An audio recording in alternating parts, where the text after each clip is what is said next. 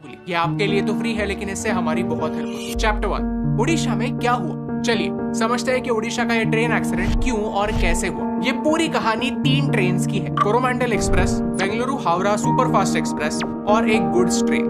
2 जून 2023 को उड़ीसा के बालासोर में एक हादसा हुआ। यहाँ 2 मेन लाइन्स हैं, एक अप लाइन और एक डाउन लाइन। अप लाइन से कोरोमंडल एक्सप्रेस आ रही थी और डाउन लाइन से Bengaluru Howrah superfast express. Coromandel express का स्पीड था 128 किलोमीटर प्रति घंटा। एक्चुअली ये दोनों ट्रेन एक दूसरे को आराम से क्रॉस करके निकल सकती थी, लेकिन अचानक से कोरोमंडल एक्सप्रेस अप लाइन को छोड़कर अब लूप लाइन पर चली गई और यहाँ खड़ी एक गुड्स ट्रेन से टकरा गई और डीरेल हो गई। उसके कुछ कोचेस डीरेल होकर डाउन लाइन से आने वाले दूसरे ट्रेन से टकरा गए। In short this is what happened. अब कुछ सवाल खड़े होते हैं। पहला सवाल, क्या ये पूरा एक्सीडेंट ओवर स्पीडिंग की वजह से हुआ? The answer is no। Driver को मैक्सिमम 130 किलोमीटर प्रति घंटे की स्पीड से जाने की अनुमति थी और वो 128 किलोमीटर प्रति घंटे की स्पीड से जा रहा था। इनफैक्ट ड्राइवर कहता है कि उसे ग्रीन सिग्नल भी मिला था, इसीलिए ऑफिशियल्स ने उसे क्लीन चिट दे दी। दूसरा सवाल, इस ट्रेन ने अचानक से ट्रैक कैसे बदला? कुछ बातें हैं जिनके बारे में इन्वेस्टिगेशन अभी भी जारी है और हो सकता है कि आने वाले समय में और खुलासा हो और रीजन सामने आए। एक प्लेन में ब्लैक बॉक्स होता है जो हर चीज का डेटा रिकॉर्ड करता है,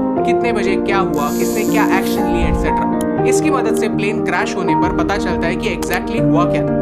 वैसे ही एक ट्रेन में डेटा लॉगर होता है जिसमें सिग्नलिंग सिस्टम, स्टेशन एक्टिविटीज और ड्राइवर के एक्शंस का डेटा रिकॉर्ड होता है। इस डेटा लॉगर से हमें प्रॉपरली क्या हुआ इसकी जानकारी मिल सकती है, लेकिन मीडिया ने कुछ और ही किया। कई मीडिया एजेंसीज ने साइट पर जाकर पैसेंजर्स का इंटरव्यू लेना स्टार्ट किया, जिससे इन्वेस्टिगेशन में हेल्प होने के बजाय पैनिक और गुस्सा फैल गया। इससे अचीव कुछ नहीं हुआ, क्योंकि जब इस इवेंट लॉगर की जांच पड़ताल होगी तभी पता चलेगा कि एग्जैक्टली हुआ क्या था। हमारे रेल मिनिस्टर अश्विनी वैष्णव जी कहते हैं कि ये एक्सीडेंट इलेक्ट्रॉनिक इंटरलॉकिंग और पॉइंट मशीन में किए गए एक चेंज की वजह से हुआ। ये वीडियो रिकॉर्ड करते समय सिग्नलिंग सिस्टम का फेलियर इस एक्सीडेंट के लिए जिम्मेदार माना जाता है, लेकिन इन्वेस्टिगेशन जारी है। तीसरा सवाल, इसी साल फरवरी के महीने में ऐसा ही एक इंसिडेंट मैसूर में रोका गया, जहां ये हाईलाइट किया गया कि सिस्टम में सीरियस फ्लॉज है, लेकिन इस पर कोई सीरियस एक्शन नहीं ली गई।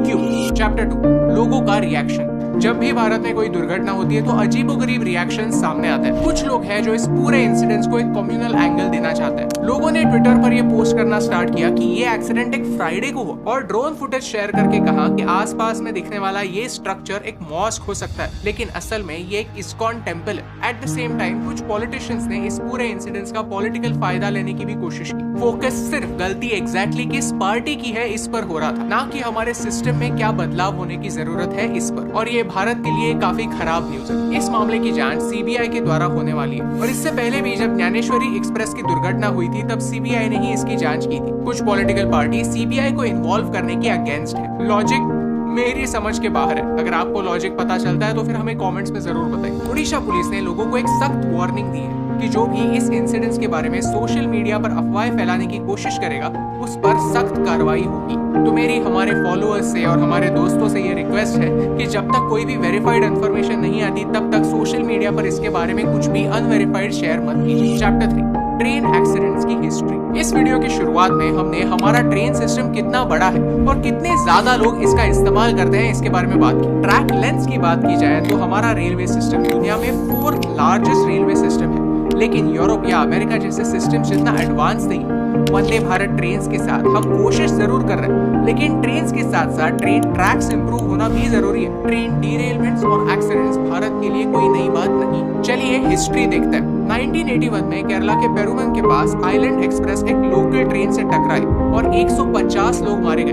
1995 में यूपी के फिरोजाबाद में पुरुषोत्तम एक्सप्रेस कालिंदी एक्सप्रेस के साथ टकराई, जिसमें 358 लोगों की जान गई।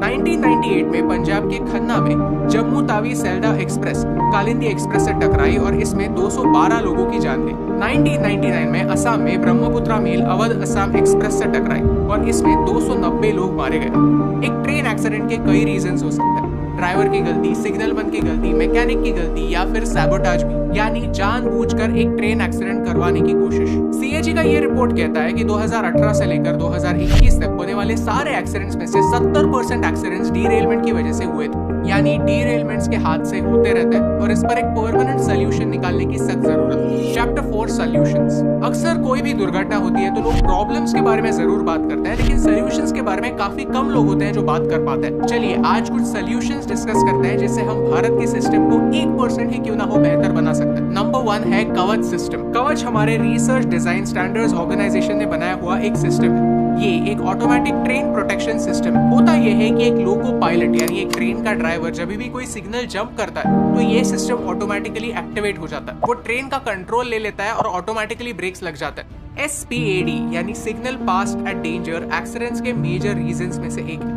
वैसे ही अगर ट्रेन के पाथ में अचानक से कोई ऑब्स्टिकल आ जाता है तो फिर भी ब्रेक्स लग जाता है। यानी हो सकता है कि अगर ये कवच सिस्टम यहाँ पर एक्टिवेटेड होता तो शायद ये एक्सीडेंट नहीं होता या फिर इतना गंभीर नहीं होता। इस सिस्टम में जब भी ट्रेन लेवल क्रॉसिंग से गुजरती है तो ऑटोमेटिकली सीटी बजती है, यानी ड्राइवर एरर की वजह से होने वाले एक्सीडेंट्स कम हो सकते हैं। पिछले साल इस सिस्टम का सक्सेसफुल डेमोन्स्ट्रेशन हमने किया और 2023 मार्च तक इन टोटल 1465 किलोमीटर के ट्रैक्स पर 77 लोकोमोटिव्स और 135 स्टेशंस पर ये सिस्टम एक्टिव। मार्च 2024 तक न्यू दिल्ली से मुंबई और न्यू दिल्ली से हावड़ा इस एरिया में ज्यादा मूवमेंट होने की वजह से ये सिस्टम यहाँ पर पहले शुरू होने जा रहा है। ये सिस्टम पूरे भारत में शुरू करने के लिए एटलीस्ट आने वाले 5 से 6 साल जाने वाले हैं, लेकिन इसे हमें फास्ट करने की जरूरत है। Solution number 2 is inspection. हमारे रेल मिनिस्टर कहते हैं कि सैबोटाज के चांसेस अभी एलिमिनेट नहीं हुए, यानी हो सकता है कि किसी ने जानबूझकर ये एक्सीडेंट करवाया हो। इसीलिए इस इन्वेस्टिगेशन में CBI इन्वॉल्व होने वाली है। 2010 में ज्ञानेश्वरी एक्सप्रेस ऐसे ही डिरेल हुई थी जिसमें 148 लोग मारे गए थे। इसमें माओइस्ट लोगों का हाथ पाया गया था। ऐसे इंसिडेंसेस अवॉइड करने के लिए सख्त स्टेप्स लेने ही होंगे। CCTV cameras, drones, infrared sensors, radar और लाइडार सिस्टम्स की मदद से ट्रैक्स के साथ होने वाली टैंपरिंग डिटेक्ट की जा सकती है। सोल्यूशन नंबर 3, हमारी रेलवे सिस्टम ओवरबर्डन्ड है और ट्रैक्स रिपेयर्स के लिए, मेंटेनेंस के लिए टाइम नहीं मिलता।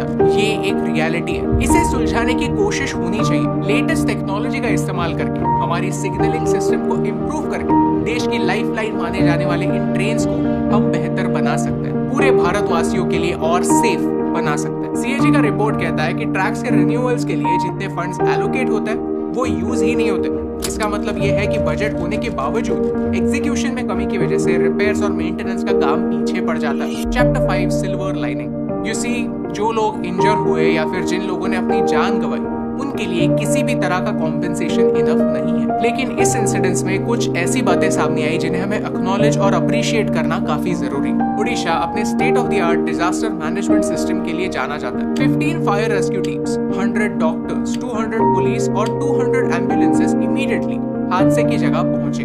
लोकल बस ऑपरेटर्स ने भी इंजर्ड लोगों को हॉस्पिटल्स तक पहुंचाने में हेल्प। सिर्फ 12 घंटों में 500 से ज्यादा ब्लड डोनर्स सामने आए। एक समय ऐसा भी आया कि ब्लड बैंक से वॉलंटियर्स को घर भेजा क्योंकि उनके पास सफिशिएंट ब्लड जमा हो गया था। इन ब्लड डोनर्स में कई महिलाएं भी शामिल थी। मदद करने के लिए कई कंपनीज भी सामने आई। अदानी ने जिन बच्चों ने अपने पेरेंट्स को इस एक्सीडेंट में खोया उनके लिए फ्री एजुकेशन प्रॉमिस किया। रिलायंस ग्रुप ने इन सारे विक्टिम्स के लिए एक 10 पॉइंट प्रोग्राम लॉन्च किया। जो एम्बुलेंसेस इमरजेंसी सेवा में लगे थे उनके लिए रिलायंस ग्रुप ने फ्री में फ्यूल प्रोवाइड किया। यहाँ तक विक्टिम्स के लिए आने वाले 6 महीनों के लिए फ्री राशन भी प्रोवाइड करने का प्रॉमिस किया। जिन महिलाओं ने अपने हस्बैंड को इस एक्सीडेंट में खोया है उनके लिए ट्रेनिंग और स्किल डेवलपमेंट रिलायंस की ओर से होने वाला। यानी कई लोग अपने अपने लेवल पर इस क्राइसिस को सुलझाने में, लोगों को राहत पहुंचाने में हेल्प कर रहे हैं। And that is the spirit of Bharat. अगर आपको इस वीडियो से वैल्यू मिली, कुछ नया सीखने मिला तो हमें सोशल मीडिया पर सब्सक्राइब और फॉलो करना ना भूलें, क्योंकि हमारे रेलवे सिस्टम को इम्प्रूवमेंट की सख्त जरूरत है। कुछ एक्शंस लेने की सख्त जरूरत है और यही इंपॉर्टेंट बात आप तक पहुंचाने से मुझे फर्क पड़ता है।